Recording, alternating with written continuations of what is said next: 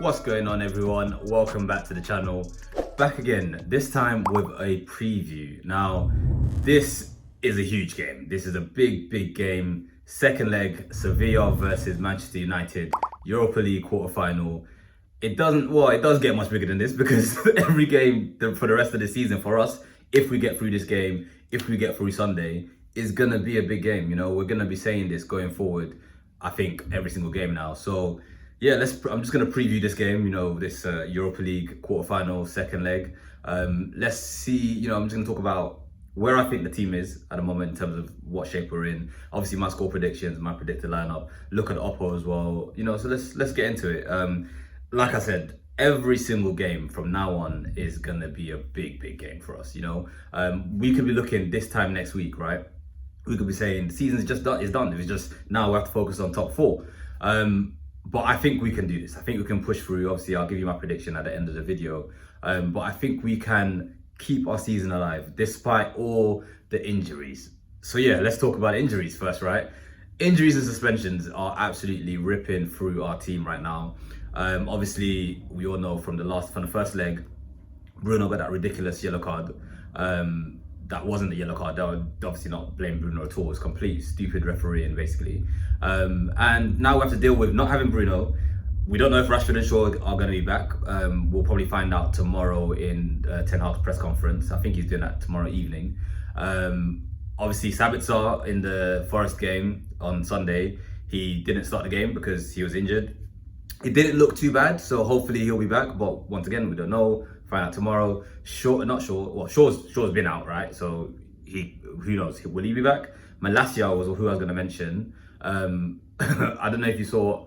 You know, I should have probably started this actually. I was on the United View match view for the Forest game. Amazing, absolutely immaculate vibes.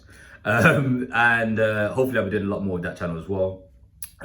So find me on there. I don't know which side it's going to be, but I'll put up the video on the side. But we were talking there about how Malacia, was he really injured or was it just like a bit of a punishment for his poor performance in the previous game? And I think it's probably a bit of both, who knows? You know, maybe you had a little bit of an injury or, you know, who knows? But either way, I don't even think he would start anyway in this game. But like I said, I'll give you my predicted lineup in a moment. So yeah, so you can see that our team is almost at bare bones. However, like I keep saying, we have good players. We still have a relatively good starting lineup, you know? But the question really is, can the players that are here, can the players that we have that will be in the lineup, can they step up? You know, this is a tough time. Tough time, squeaky bum time, right? Like Ferguson used to say. This is that period in this season now where, you know, you have to roll your sleeves up, you know, get stuck in, right? I'm talking like I'm a Premier League baller. I've never played in the Premier League, but from watching the games, you know, or from being a fan, we've seen this years and years, year after year, season after season. This is the crunch time in the Premier League. Can these players step up? Can they do it when, you know, Varane's not around, when Martinez is not around, when these big players that, you know, that have the trophy mentality or title winning or trophy winning mentality that Ten Hag has brought in, can these other players step up? And I believe they can, right? I'm being optimistic, being positive. I believe they can. So in terms of, before I go into starting lineup, right, in terms of our recent form, you know, one of the reasons I believe they can is because we have improved in the last, okay, I'm kind of cutting back and forth here, but one of those games, of course, was, or one or two of those games would have been with Martinez and Varane in the squad, right? But we have kept up our good form. Last 3 Premier League games, we've won, you know, we've won 2-0. So I think it's 1-0, 2-0, and 2-0 again on Sunday against, since Newcastle. Since we lost to Newcastle 2-0, we've beaten Brentford, Everton, and obviously Forest on Sunday. And we haven't conceded a goal, right? Shout out the whole team. But you see what I mean? Like we're on good form, so we should have that confidence. And then looking back at obviously in between those games, we had the Sevilla game, which we drew 2-2. Even that game, we probably should have won it 2-0. Well, we should have won it even more than that. But by the time we got to 2-0 near the end of that game, we should have seen it out and won it 2-0. We got a bit unlucky with the, you know, with the the injury to Martinez, which led us to having 10 men, that kind of stuff. Got disjointed. We couldn't keep the game to 2-0. But we scored all the goals in that game, even the 2 on goals. We scored all goals in that game. So on that note, I do believe we can beat this Sevilla team. You know, we've shown that we are the better team in that first leg. Fair enough, we're at home, but we'll talk about their form in a minute. But we should be able to beat them. We should have enough to beat these guys. And so my predicted 11, right? So I think we're probably gonna have a very similar team to what we saw at on the Forest game on Sunday. Now the question is whether we're gonna have an eye on the Sunday game, this coming Sunday game against Brighton, because that's a huge game. Obviously, Brighton are a very good team.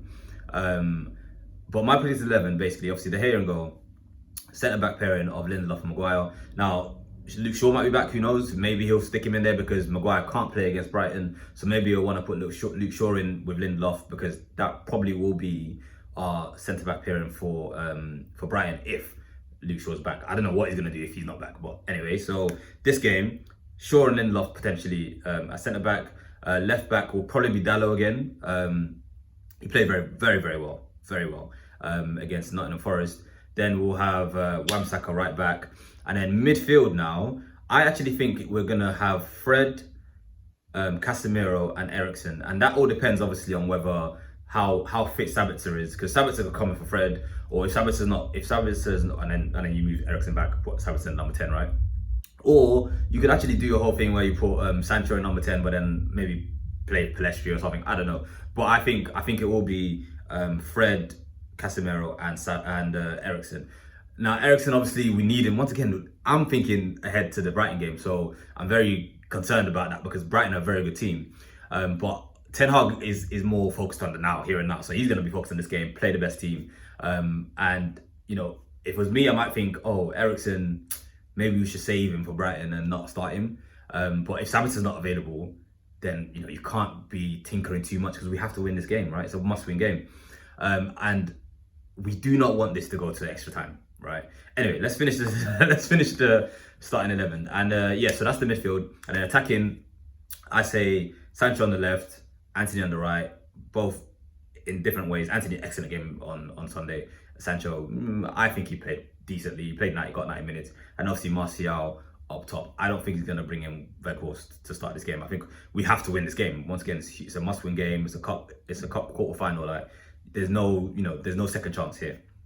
And like I said, we do not want this to go to extra time because we need to have fresh legs for that Brighton game. I've mentioned this Brighton game so many times, you'd think this is a preview for Brighton, right? But it's just so important to balance the two. And I think it's because partly, spoiler alert, I'm going to be at a Brighton game. I think I probably said that on another video anyway. So I really want to win that game. Obviously, I want to win this game as well. And I always want to win every game, but I really want to win that game. So that's the predicted 11. Let's talk about the oppos. Let's talk about the opposition. Now, Sevilla, actually, I didn't realize before the last game, but their manager, they only just got him in March, because if you look at the La Liga table, they're actually struggling. They're struggling near the bottom of the league. And they had a bottom of the table clash with Valencia on the weekend where they won 2-0. So, you know, they're feeling nice about themselves. They'll feel gassed from pulling the game back against us 2-2, and then obviously winning that bottom of the table clash with Valencia. However, like I said, we are the better team. Simple as, like, you know, Sevilla do have this, like I mentioned it on my post match after the 2-2. They have this something about them in the in the Europa League, and also we've actually never beaten. Well, maybe not never, but as far as I know, recently we have not beat Sevilla. You know, we can think back to other times when we've faced them in Europe. We have not beaten them. And also, De Gea actually, even though he played in the Liga, he's never beaten them. Can you imagine? I don't know how many, but he's like drawn with them obviously and lost. But he's never beaten them while he was at Atletico Madrid. So they are a bit of a bogey team for us, and they've got their special aura that they seem to have in the Europa League. But I do believe that we're the better team. You know, we have to just show basically the same thing we showed in the first half, 60 minutes in the first leg, and dominate this game. Put them to bed real early. And the reason I say that is because, once again, the third time I'm probably saying this now, we do not want this to go to extra time. Our players, our team is in the bare bones. You know, we've got injuries left, right, and centre. We do not want this to go to extra time. So on that note, and we need fresh legs for Brighton, right? On that note, my predicted score is probably very optimistic, but I say 2-0, right? I say, and I think I said it on my match reaction on United View. I'll stick it up again. Don't know which side. It's one of these sides. Yeah, I believe we'll have enough. We'll have too much for this team. We just have to get through this little bogey team situation. Move on to the next game. Face Juventus or whoever. I think Juventus or Sporting are the potential options. 2-0, let's beat them, Obviously they're at home, so they could score a goal, but so maybe I should probably say 2-1, but I'm gonna say 2-0 still. So there you have it. There's my preview for the game. What do you think? We have enough to beat these guys. What do you think? I know one of my boys who's gonna be at the Brighton game with me, and I'll do a preview for the Brighton game hopefully this week. But he said it all the time that we have Sevilla have this judge almost, in the Europa League. But do you think we can beat them? I think we can. I'm very optimistic. I'm positive. Let's hope that I'm right in this one, and we'll see how I'm feeling after the game in the post match. Thanks again for watching the video. As always, subscribe to the channel. I'm gonna try and do, obviously, be consistent as much as possible. But like I said, also catch me on the United View. I'm gonna be doing a few more videos with them, hopefully. But yeah, like the video, subscribe to the channel as always. Thank you for watching, and see you on the next one. Come on, United, let's beat the Sevilla team.